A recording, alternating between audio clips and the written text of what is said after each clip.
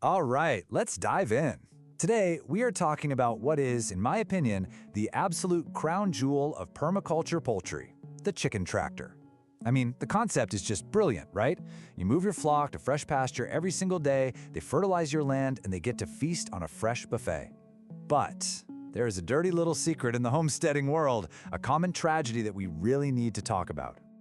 This right here, this phrase haunts so many well-intentioned homesteaders. You know the feeling. That moment you finish your build, you step back, you're so proud, and then you realize you haven't built a tractor, you've built a monument. So come on, let's be real for a second. Have you ever been there? You put in all that work, you follow a plan you found online, but the first time you go to pull that thing, it just doesn't budge. It is such a frustrating feeling, and you know what? It completely defeats the entire purpose of the build in the first place. So here's where it all goes wrong. We see these plans and we tend to overbuild, using heavy materials like pressure-treated 2x4s. And the result? You've got a 300-pound beast on your hands. Suddenly moving it becomes this dreaded chore you put off, so it just stops moving. And then you've got mud, dead grass, and a mobile coop that's now a permanent and, frankly, sticky fixture in your yard.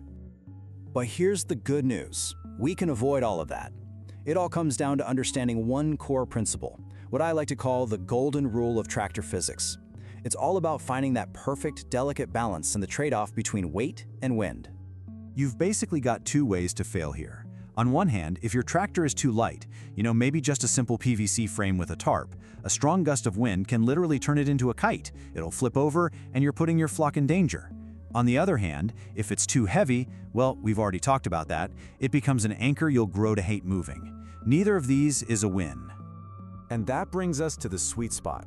The ideal weight for a chicken tractor, depending on its size of course, is right around 40 to 80 pounds. Now what's so perfect about this range? Well, it's just heavy enough to sit flat and solid, to resist the wind, but it's light enough for one person to just glide it across the lawn without breaking a sweat. This right here, this is our target. So the big question is, how do we hit that target weight? It really all boils down to one thing: your choice of materials.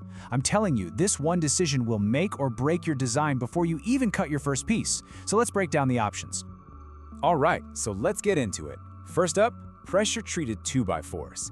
My advice? Just avoid them for the frame. Seriously, a single wet board can weigh 20 pounds. Your frame alone could top 100 pounds before you've even added wire. Now, a good compromise for beginners is rip-cut lumber.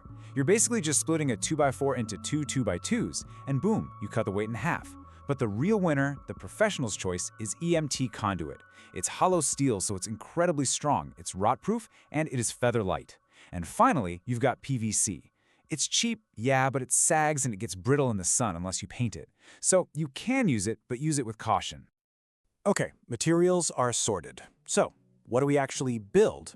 Let's talk about 3 proven lightweight design archetypes. Think of these as your blueprints for success that you can adapt for your own place. First up, we've got the hoop house. This one is probably the easiest to build, hands down, and it gives you the absolute most interior space for your birds, which, trust me, they will definitely appreciate. So here's how it works. You make a simple rectangular base, then you take a cattle panel or some PVC pipes and you just bend them over to form these arches. You tarp the back for shelter and you put chicken wire on the front for ventilation. And the real secret here is the arch itself. It is a naturally strong shape. It resists wind and snow without needing a bunch of heavy internal bracing. It's simple and it's super effective. All right, design number 2, the A-frame. You've probably seen this triangular design around. It was made famous by farmer John Suskovich, and it's an excellent, really sturdy option. The huge advantage of the A-frame is that it's just so aerodynamic. Wind just flows right over it. The trade-off, though, is that you do get a little less usable interior space for the birds. Now here's the pro tip for this build. Use lightweight aluminum roofing for the sides. It adds all the structural rigidity you need, which means you can use way less wood bracing, keeping the whole thing nice and light. And our third design is the PVC cube. This is a super simple box structure, and honestly, it's perfect if you've got a smaller backyard flock and maybe you're not dealing with a ton of extreme weather. Now this design has one critical make-or-break secret. You must use diagonal X-bracing. If you just make a square out of PVC, it's gonna wobble and flex all over the place. But the second you add that X-brace, it becomes surprisingly rigid. And a really important warning here. Because this design is so light, you have to stake it down if there are storms in the forecast. Safety first, always. Okay, so you've picked your design, you've got your materials, but we are not done yet. The details, the finishing touches, these are the unsung heroes. They're what separate a pretty good build from a truly great, functional chicken tractor. Remember, even a lightweight tractor is going to create friction when you drag it. The absolute best solution is a lever system for wheels. The coop sits flat on the ground, secure, but when you push down on a lever, the wheels drop down, lifting the whole thing up so it rolls smoothly. A simpler option, which is perfect for grass, is the ski method. You just attach some PVC pipe cut in half to the bottom runners, and the whole coop glides like a sled. It's brilliant. Predator proofing is completely non-negotiable, but wire mesh is really heavy, so let's be smart about it. First, use that heavy, welded hardware cloth only on the bottom 2 feet. That's where raccoons can reach. For the upper sections, lighter poultry netting is perfectly fine to keep hawks out. And this last part, this is brilliant.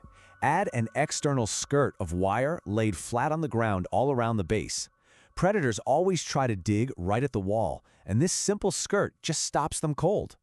At the end of the day, this is what it's all about. This is the entire philosophy of lightweight design summed up in one beautiful image. The success of your chicken tractor isn't measured by how cool it looks, it's measured by how easy it is to use every single day. That is the mark of a truly successful build. You see, building a great chicken tractor is really an engineering challenge. You're balancing strength, you're balancing safety, but most importantly, you are balancing weight. So as you start to plan your project, just keep that daily move in the front of your mind. How are you going to engineer your tractor for that effortless coffee in hand success? Thanks for joining me today.